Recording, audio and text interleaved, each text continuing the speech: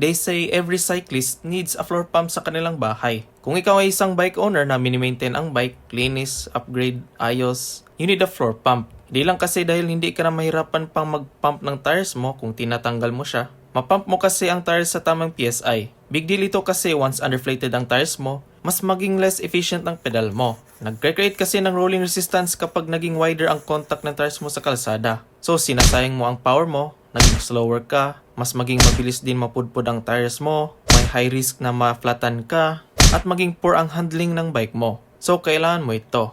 Make sure may PSI gauge ang floor pump kung bibili ka. So what about hand pump? Kung ginagamit mo kasi ito as primary tire pump sa bahay mo, not only mahirapan ka, hindi lahat ng hand pump makaya makapump to recommended PSI. Kadalasan until 75 to 80 PSI lang makaya niyan, or even 65. Depende na lang kung makaya mo siya i-pump, kasi sobrang tigas na siya i-pump sa mga 75 PSI pataas. Para sa akin ha, opinion ko lang ito guys. Ang mga hand pump okay lang ito for pumping your tires kung ma-flatan or pang emergencies. So, designed to be light at small as possible na madala mo sa ride.